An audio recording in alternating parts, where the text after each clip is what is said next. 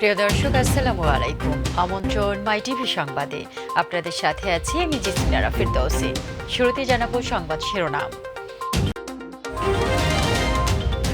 বাংলাদেশের উন্নয়ন ও শেখ হাসিনার নেতৃত্বের প্রশংসায় জাতিসংঘ মহাসচিব। স্থিতিশীল খাদ্য ব্যবস্থাপনায় প্রধানমন্ত্রী 5 সুপারিশ পেশ।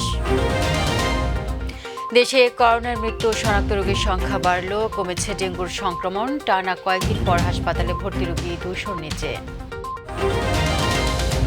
ঢাকায় ৩,৫০০ মাদক কারবারি রয়েছে, জানালো মাদকদ্রব্য নিয়ন্ত্রণ অধিদপ্তর।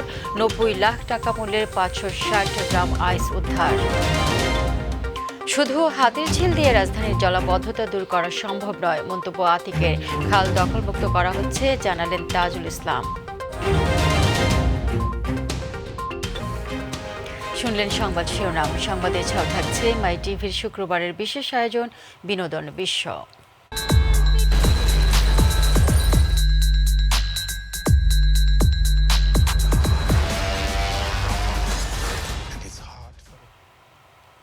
এবার বিস্তারিত। শুরুতেই প্রধানমন্ত্রীর সফর প্রসঙ্গ। জাতিসংঘ মহাসচিব অ্যান্তনিও গুতেরেস বাংলাদেশের বিস্ময়কর উন্নয়ন এবং প্রধানমন্ত্রী শেখ হাসিনার বলিষ্ঠ ও দূরদর্শী নেতৃত্বের উচ্ছ্বসিত প্রশংসা করেছেন। যুক্তরাষ্ট্রের নিউ ইয়র্কে স্থানীয় সময় বৃহস্পতিবার বিকেলে লটে নিউ ইয়র্ক প্যালেসে প্রধানমন্ত্রী শেখ হাসিনার সঙ্গে দ্বিপক্ষীয় আলোচনার সময় এই প্রশংসা করেন জাতিসংঘ মহাসচিব।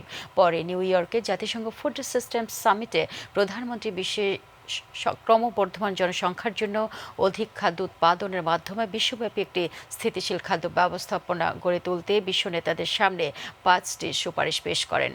আরও জানাচ্ছেন সাইদুর রহমান আবির। বিসমিল্লাহির রহমানির রহিম। জাতিসংঘ ফুড সিস্টেম সামিটে অংশ নিয়ে প্রধানমন্ত্রী শেখ হাসিনা বিশ্বের ক্রমবর্ধমান জনসংখ্যার জন্য অধিক খাদ্য উৎপাদনের মাধ্যমে বিশ্বব্যাপী একটি স্থিতিশীল খাদ্য ব্যবস্থা গড়ে তুলতে বিশ্ব নেতাদের সামনে 5টি সুপারিশ পেশ করেন। I thank the Secretary General for taking leadership in organizing this summit. This summit is important for post-pandemic recovery and for achieving the SDGs through resilient food approach. কৃষি উন্নয়নের জন্য গবেষণা, বিনিয়োগ ও উন্নত প্রযুক্তি বিনিময়ের উপর জোর দেন তিনি। Excellencies, access to adequate food is a basic right which is linked to the well-being and health of all citizens. পরে নিউ ইয়র্কে ইকুয়ালিটি অ্যান্ড ইনক্লুশন শীর্ষক এক উচ্চ পর্যায়ের আলোচনায় ধারণ করা বক্তব্যে প্রধানমন্ত্রী বলেন, সমতা ও অন্তর্ভুক্তিমূলক বিশ্ব গড়ার জন্য জাতিসংঘের ঘোষণা বাস্তবায়নে বিভিন্ন দেশের প্রতিশ্রুতি পূরণে বহুপাক্ষিক সহযোগিতা প্রয়োজন। COVID-19 pandemic has hit the poorest and the most vulnerable countries the hardest. Our decades of development gains on reducing poverty, inequality and exclusion are rapidly sliding back. পরে জাতিসংঘ সদর দপ্তরে প্রধানমন্ত্রী শেখ হাসিনার সঙ্গে দেখা করেন জাতিসংঘের মহাসচিব অ্যান্তনিও গুতেরেস। মহাসচিব টেকসই উন্নয়ন, জলবায়ু বিষয়ক কর্মতৎপরতা এবং বহুপাক্ষিকতার প্রতি বাংলাদেশের সমর্থনের প্রশংসা করেন। এছাড়াও প্রধানমন্ত্রীর সাথে সাক্ষাৎ করেন নেদারল্যান্ডসের রানী ম্যাক্সিমা জোরেগুয়েতা। বৈঠকে দুদেশের মধ্যে বাণিজ্য ও আইটি সংক্রান্ত নানা বিষয়ে আলোচনা হয়। এর আগে জাতিসংঘ সদর দপ্তরে প্রধানমন্ত্রী শেখ হাসিনার সাথে সৌজন্য সাক্ষাৎ করেন মালদ্বীপের রাষ্ট্রপতি ইব্রাহিম মোহাম্মদ সোলিহ ও ভিয়েতনামের রাষ্ট্রপতি এনগুয়েন জুয়ান ফুকে। সাইদুর রহমান আবির, মাই টিভি, ঢাকা। এবার করোনা ও ডেঙ্গু প্রসঙ্গ। দেশে করোনা একদিনে আরও 31 জনের মৃত্যু হয়েছে। এ সময় নতুন শনাক্ত রোগীর সংখ্যা 1233 জন। আগের দিনের চেয়ে করোনার মৃত্যু ও নতুন রোগীর সংখ্যা দুটোই বেড়েছে। আগের 24 ঘন্টায় 1144 জন নতুন রোগী শনাক্ত হয়, যা মের পর সর্বনিম্ন। একদিনে মারা যায় 24 জন, যা 27 মের পর সবচেয়ে কম। গত 24 ঘন্টায় সারা দেশে 27,141 জনের নমুনা পরীক্ষা করা হয়েছে। নমুনা পরীক্ষার বিপরীতে শনাক্তের হার 4.54%, যা আগের দিন ছিল 4.61%। স্বাস্থ্য অধিদপ্তর জানিয়েছে, নতুন আক্রান্তদের নিয়ে দেশে শনাক্ত করোনা রোগী 15,49,553 জন, আর মারা গেছে 27,368 জন। দেশে ডেঙ্গু সংক্রমণ কিছুটা কমেছে। কয়েকদিন টানা 2 শতাধিক রোগী হাসপাতালে ভর্তি হয়, তবে গত 24 ঘন্টা শনাক্ত 200-র নিচে নেমেছে। এই সময়ে 189 জন ডেঙ্গু রোগী বিভিন্ন হাসপাতালে ভর্তি হয়েছে। এর মধ্যে রাজধানীতে রয়েছে 164 জন, আর ঢাকার বাইরে ভর্তি রোগীর সংখ্যা 25 জন। আগের দিন শনাক্ত হয় 254 জন। শুক্রবার স্বাস্থ্য অধিদপ্তর আরও জানায়, সব মিলিয়ে চলতি মাসে 6,538 জন ডেঙ্গু রোগী বিভিন্ন হাসপাতালে ভর্তি হয়েছে। দেশে ডেঙ্গুতে চলতি বছরে এখন পর্যন্ত 59 জনের মৃত্যু হয়েছে। এর মধ্যে আগস্টে মারা গেছে 34 জন, জুলাইয়ে 12 আর চলতি মাসে 13 জন। এবার হাসপাতালে ভর্তি রোগীর সংখ্যা 16,894 জন। সুস্থ হয়ে বাসায় ফিরেছে 15,787 জন। বর্তমানে হাসপাতালে ভর্তি ডেঙ্গু রোগীর সংখ্যা 1,048 জন। ঢাকার 45টি সরকারি ও বেসরকারি হাসপাতালে ভর্তি রোগী 827 জন ও অন্যান্য বিভাগে 221 জন। এবার চলে যাচ্ছে অন্যান্য প্রসঙ্গে। শুধু ঢাকায় 3,500 মাদক কারবারি রয়েছে বলে জানিয়েছে মাদকদ্রব্য নিয়ন্ত্রণ অধিদপ্তর। তালিকা ধরে মাদক কারবারিদের বিরুদ্ধে অভিযান শুরু হয়েছে। দুপুরে মাদকদ্রব্য নিয়ন্ত্রণ অধিদপ্তরের ঢাকা মেট্রো উত্তরের কার্যালয়ে সংবাদ সম্মেলনে এসব তথ্য জানান ঢাকা বিভাগের প্রধান ও অতিরিক্ত পরিচালক ফজলুর রহমান। তিনি জানান, বৃহস্পতিবার রাজধানীর একাধিক এলাকায় অভিযান চালিয়ে 90 লাখ টাকা মূল্যের 560 গ্রাম আইস উদ্ধার করা হয়েছে। এর আগে ঢাকা শহর থেকে আইসের এত বড় চালান উদ্ধার হয়নি। আরও জানাচ্ছেন এসকে লিটন। রাজধানীর বিভিন্ন জায়গায় অভিযান চালিয়ে 5 মাদক ব্যবসায়ীকে গ্রেপ্তার করেছে মাদকদ্রব্য নিয়ন্ত্রণ অধিদপ্তর। উদ্ধার করা হয়েছে ইয়াবা ও 560 গ্রাম আইস মাদক এবং ব্যবহৃত প্রাইভেট কার। এটা কি ভাবা যায়, শুধুমাত্র ঢাকা শহরেই মাদক ব্যবসায়ীর সংখ্যা 3,500। এক সময়ের ইয়াবা ব্যবসায়ীরা এখন ভয়ঙ্কর মাদক আইস মাদক ব্যবসার সঙ্গে জড়িত। বিভিন্ন চালান ছড়িয়ে দিচ্ছে উচ্চবিত্তদের কাছে, এমনটাই জানান মাদকদ্রব্য নিয়ন্ত্রণ অধিদপ্তরের অতিরিক্ত পরিচালক ফজলুর রহমান। 2-3 মাস আগে মাদক ব্যবসায়ীদের একটা তালিকাও হালনাগাদ করেছি, যারা বাংলাদেশেই হালনাগাদ করা হয়েছে, এবং সেই প্রেক্ষাপটে এই তালিকা ধরে ধরে আমরা মূলত টার্গেট করে তাদের পিছনে ছুটছি, গোয়েন্দা সোর্স লাগিয়েছি, নিজেদের লোকজন কাজ করছে, পেশাদার সোর্স কাজ করছে, এবং তাদের তথ্যের ভিত্তিতেই আমরা অভিযানগুলো পরিচালনা করছি, এবং সেই ভিত্তিতেই সফলতাও আসে। ভয়ঙ্কর মাদক আইস, ফেনসিডিল ইয়াবা মাদক কারবারিরা ঢাকা শহরের বিভিন্ন জায়গায় আইস নামের মাদক ছড়িয়ে দিচ্ছে বলে জানান মাদকদ্রব্য নিয়ন্ত্রণ অধিদপ্তর। তো আমরা চেষ্টা করি গডফাদারকে ধরার জন্য, কিন্তু গডফাদাররা সবসময়ের জন্য এড়িয়ে চলে নিজেদের পজিশনে মাদক রাখার ক্ষেত্রে। তারা সাধারণত নিজেরা দূরের থেকে কন্ট্রোল করে কিংবা অর্থ বিনিয়োগ করে, এরকম কিছু একটা করে, পৃষ্ঠপোষকতা দেয়, অর্থ বিনিয়োগ করে, আর নিচের লেভেলেই সাধারণত তাদের ইয়াতে রাখে, পজিশনে মাদকগুলো রাখে। যার কারণে আপনার গডফাদারকে ধরাটা একটু কঠিন হয়ে যায়। তারপরে যে ধরছি না আমরা তা নয়, আপনারা জানেন বড় বড় মাদক ব্যবসায়ী অনেক ধরা হয়েছে, সব আইনশৃঙ্খলা বাহিনী ধরছে আর কি। আইসের সবচেয়ে বড় চালান 1 কোটি টাকার মাদক উদ্ধার করা হয়েছে। জড়িত বাকিদের খুব দ্রুত গ্রেপ্তার করা হবে বলে জানান মাদকদ্রব্য অধিদপ্তরের অতিরিক্ত পরিচালক ফজলুর রহমান। এসকে লিটন, মাই টিভি, ঢাকা। আওয়ামী লীগের সাধারণ সম্পাদক, সড়ক পরিবহন ও সেতু মন্ত্রী ওবায়দুল কাদের বলেছেন, দেশের মানুষ ভালো আছে বলে বিএনপি ভালো নেই। আর দলের যুগ্ম সাধারণ সম্পাদক, তথ্য সম্প্রচার মন্ত্রী ডক্টর হাসান মাহমুদ বলেছেন, গণতন্ত্রের জন্য নয়, বিএনপির রাজনীতি মিথ্যাচার ও ষড়যন্ত্রের উপর প্রতিষ্ঠিত। আলাদা অনুষ্ঠানে তারা এসব কথা বলেন। আরও জানাচ্ছেন শিলু রোজা।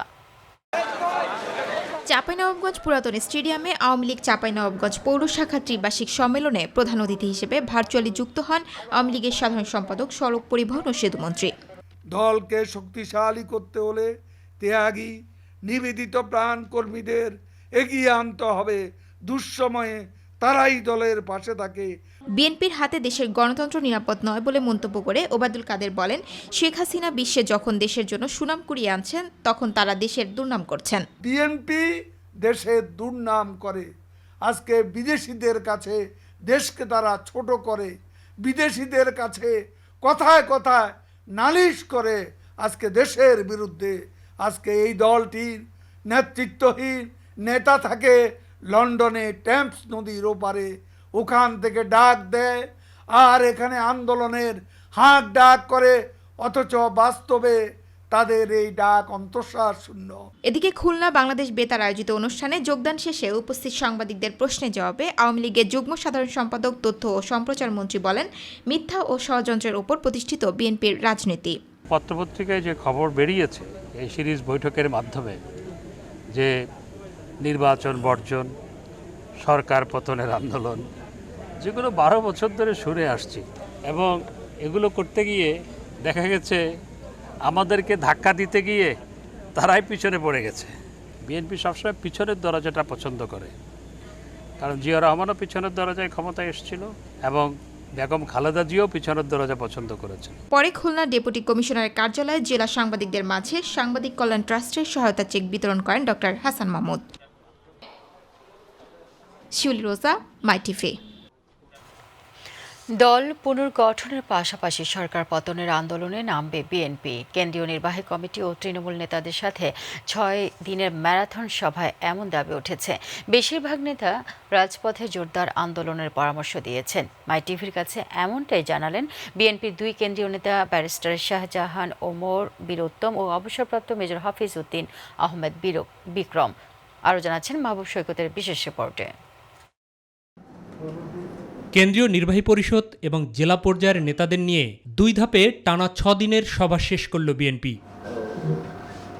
গুলশানে চেয়ারপারসনের কার্যালয়ে সভায় অংশগ্রহণকারীদের কাছ থেকে দলটির নীতি নির্ধারকরা মতামত নিয়েছেন দল পুনর্গঠন, খালেদা জিয়ার মুক্তি আন্দোলন, নির্বাচনকালীন নির্দলীয় সরকার এবং নিরপেক্ষ নির্বাচন কমিশন গঠনের দাবি আদায় সহ বিভিন্ন বিষয়ে। আগামী নির্বাচনকে সামনে রেখেই আমরা এগুলা করছি। সবার উদ্দেশ্য ছিল অ্যাক্টিং চেয়ারপারসন এবং সিনিয়র নেতৃবৃন্দ জানতে চাচ্ছেন আগামী দিনে বিএনপি কোন পথে হাঁটবে। সভায় অংশ নেয়া বিএনপির কেন্দ্রীয় 2 নেতা জানান, বর্তমান সরকারের অধীনে নির্বাচনে অংশ না নেয়ার ব্যাপারে মত ছিল সংখ্যাগরিষ্ঠের। সবাই এক বাক্যে বলেছেন যে আওয়ামী লীগ সরকারের অধীনে কোনো নির্বাচনে বিএনপি আর যাবে না। নিরপেক্ষ তত্ত্বাবধায়ক সরকার বিএনপিকে অর্জন করতে হবে রাজপথে কঠিন সংগ্রামের মাধ্যমে। সুতরাং সবাই পরামর্শ দিয়েছে যে কোনো আন্দোলনে নামতে হবে। নির্বাচন পরিচালনা করার জন্য আরও তো অঙ্গ আছে, রাষ্ট্রযন্ত্র আছে, পুলিশ আছে, বিডিআর আছে, আনসার আছে, অনেক সময় আমাদের সেনাবাহিনীকেও সম্পৃক্ত করা হয়, বিজেপি আছে, র্যাব আছে। এই রাষ্ট্রযন্ত্র যদি নিরপেক্ষ না থাকে সেখানে নির্বাচন কমিশন নিরপেক্ষ হলেও কিছু করার থাকবে না, ঘুমন্ত অবস্থায় থাকা যাবে না। যতই আমরা ঘুমাবো অতই নিষ্পেষিত হব, অতই নিপীড়িত হব। তবে রাজপথে বিএনপির আন্দোলনের ধরন কি হবে সে বিষয়েও নিজেদের পরামর্শ তুলে ধরেছেন বিএনপির এই 2 ভাইস চেয়ারম্যান। জোট হতে পারে, আদর্শ যদি আমাদের সঙ্গে সমন্বিত হয়, এক হয়, তাদেরকে নিতে আমাদের আপত্তি নাই। একটি কথা সবাই বলেছেন যে আমরা প্রথমে নিজের অবস্থান থেকে যুগপৎ আন্দোলনে যাব।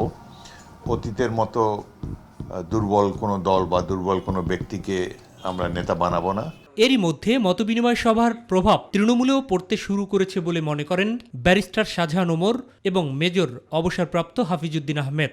তো আমরা আশা করি যে এবার গণতন্ত্রের এই লড়াইতে সাধারণ মানুষও সামিল হবে এবং অতি অল্প সময়ের মধ্যে এই সরকারকে আমরা অপসারণ করতে সক্ষম হব। উপজেলা লেভেল, ইউনিয়ন লেভেল পর্যন্ত আপনার খুব উৎসাহিত। মাহবুব সৈকত, মাই টিভি, ঢাকা। রাজধানী ঢাকাকে বাসযোগ্য করতে খাল দখলমুক্ত করার কার্যক্রম গ্রহণ করা হয়েছে বলে জানিয়েছেন স্থানীয় সরকার মন্ত্রী তাজুল ইসলাম। আর ঢাকা উত্তর সিটি কর্পোরেশনের মেয়র আতিকুল ইসলাম বলেছেন, শুধু হাতিরঝিল দিয়েই ঢাকা শহরের জলাবদ্ধতা দূর করা সম্ভব নয়। দুপুরে রাজধানীর জলাবদ্ধতা নিরসনে করণীয় শীর্ষক আলোচনায় অবৈধ দখলদারদের উচ্ছেদে নগরবাসীর সহায়তা চান তারা। SM খুরশেদ আলমের রিপোর্টে দেখুন বিস্তারিত। ঢাকা শহরের জলাবদ্ধতার সমস্যা ও প্রতিকার বিষয়ে আলোচনা সভার আয়োজন করে বিজ্ঞান ও প্রযুক্তি বিষয়ক উপকমিটি বাংলাদেশ আওয়ামী লীগ। হাতির ঝিলের মতো একটি রিটেনশন পন্ড দিয়ে ঢাকা শহরের জলাবদ্ধতা দূর করা সম্ভব নয়। আরও রিটেনশন পন্ড জরুরি বলে জানান ঢাকা উত্তর সিটি কর্পোরেশনের মেয়র। ওই রিটেনশন পন্ডে ওখানে আমরা বায়ো ইকো পার্ক করতে যাচ্ছি, যেটি আমরা গ্রিন বন্ডের মাধ্যমে আমরা ইন্টারন্যাশনাল একটা গ্রিন বন্ড ছাড়তে চাচ্ছি। এই গ্রিন বন্ডের মাধ্যমে আমরা সরকারের উপর ডিপেন্ডেন্সি না হয়ে 1500 কোটি টাকা ইন্টারন্যাশনাল গ্রিন বন্ড দিচ্ছি, কারণ আমরা জলাধার উদ্ধার করব। আর এই জন্য সবাইকে অবৈধ দখলদারের বিরুদ্ধে একসাথে কাজ করার কথা বলেন মোহাম্মদ আতিকুল ইসলাম। কোন জায়গাগুলোতে সমস্যা আসে চিহ্নিত করে ফেলেছি, দখলদারের বিরুদ্ধে আমাদেরকে একভাবে কাজ করতে হবে। একই অনুষ্ঠানে স্থানীয় সরকারমন্ত্রী তাজুল ইসলাম জানান, ঢাকা শহরকে বসবাস উপযোগী বানাতে ইতিমধ্যেই খাল দখলমুক্ত করতে ব্যবস্থা গ্রহণ করা হয়েছে। এগুলা নিয়ে আমরা ইতিমধ্যে কাজ করা আরম্ভ করেছি। স্ট্রম ওয়াটার রিটেনশন এরিয়াকে আইডেন্টিফাই করা হয়েছে, হুইচ হ্যাভ বিন এনক্রোচড অলরেডি। যারা বেদখল হয়ে গেছে, ইলিগালি এনক্রোচমেন্ট হয়েছে, সেগুলোই আইডেন্টিফাই করা হয়েছে। এ খাল ইতিমধ্যেই সিটি কর্পোরেশন ও ওয়াসাকে 26টি খাল হস্তান্তর করার কথাও জানান মোহাম্মদ তাজুল ইসলাম। খালগুলা হস্তান্তর করা হয়েছে উইথ দ্য এইম যে এই খালগুলাকে এক্সকেভেটিং করে সেখানে ওয়াটার রিটেনশন ক্যাপাসিটি বাড়ানো হবে এবং পরিবেশ অত্যন্ত উন্নত করা এবং সেখানে দৃষ্টিনন্দন 2 পাড় বাঁধানো হবে। এসএম খুরশেদ আলম, মাই টিভি, ঢাকা। এবার আমাদের কৃষি।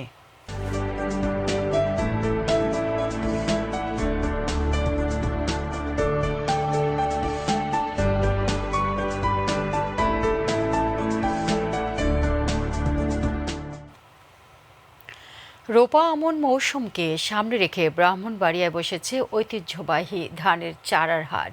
বিভিন্ন জাতের ধানের চারা নিয়ে কৃষক ও ব্যাপারীরা হাটে আসছেন। ক্ষুদ্র প্রান্তিক কৃষকরা এখান থেকে তাদের কাঙ্ক্ষিত চারা সংগ্রহ করছেন। জেলার চাহিদা মিটিয়েও অন্যান্য জেলায় বিক্রি হচ্ছে এসব চারা। প্রতিনিধি আফম কাউসার ইমরানের রিপোর্ট, জানাচ্ছেন শিউলি রোজা।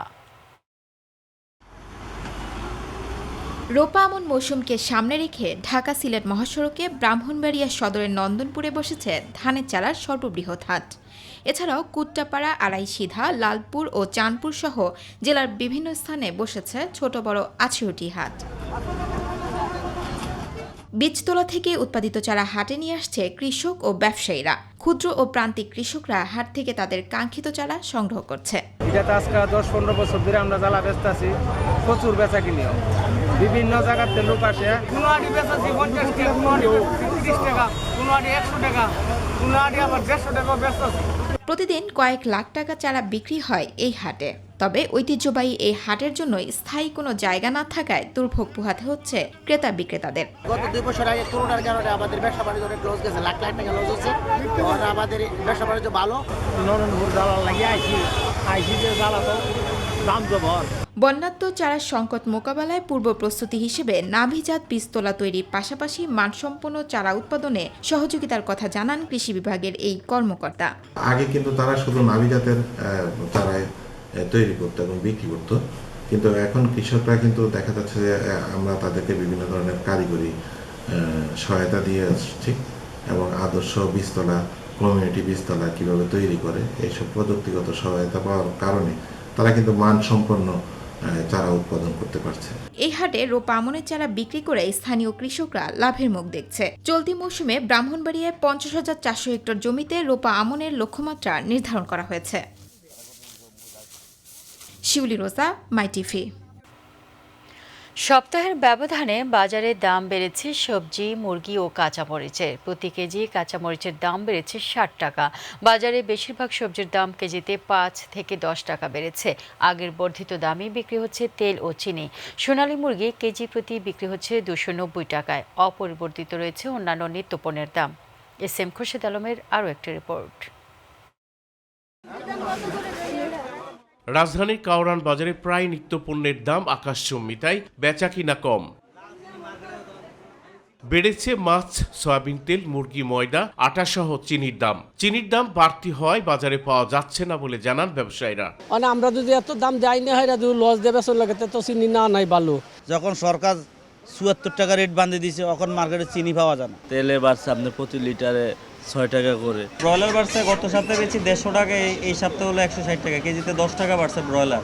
1300 থেকে 1400 টাকা গত সপ্তাহে বিক্রি করতাম, আর এই সপ্তাহে কেজি হয়ে গেছে 1500 টাকা, 1.5 কেজির উপরে যেটা। চাহিদা অনুযায়ী সরবরাহ না থাকায় পণ্যের দাম বেড়েছে বলে জানান বিক্রেতারা।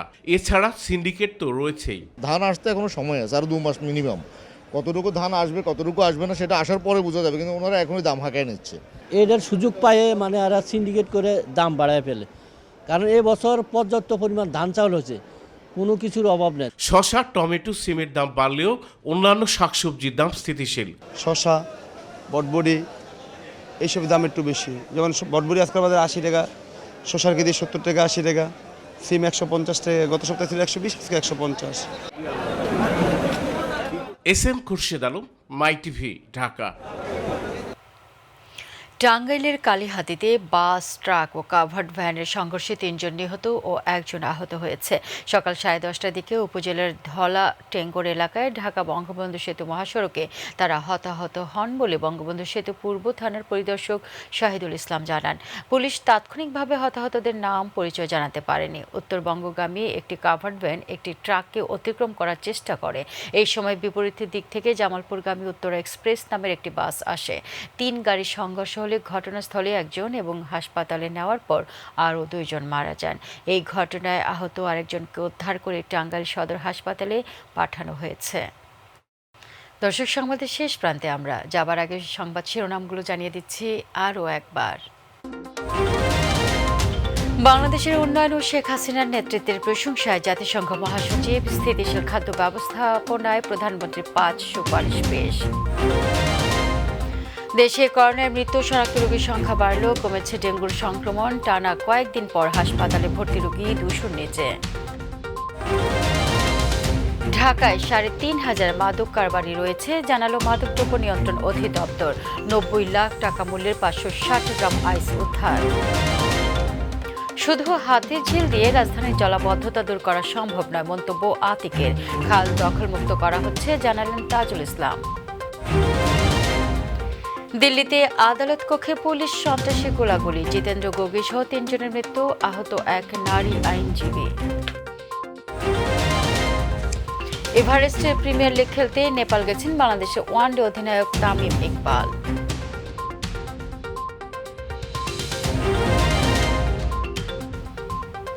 দর্শক, এই ছিল এখনকার আয়োজনে। ধন্যবাদ সাথে থাকার জন্য। ইউটিউবে মাই টিভির সংবাদ পেতে ভিজিট করুন youtube/mytvvd নিউজ এবং আমাদের সকল অনুষ্ঠান দেখতে ভিজিট করুন youtube/mytv বাংলা, facebook/mytv বাংলা। আমাদের পরবর্তী সংবাদ দেখার আমন্ত্রণ জানিয়ে বিদায় নিচ্ছি। দর্শক, করোনা সংক্রমণ রোধে সবাই সতর্ক থাকুন, মাস্ক পরুন, অবশ্যই স্বাস্থ্যবিধি মেনে চলুন। আল্লাহ হাফেজ।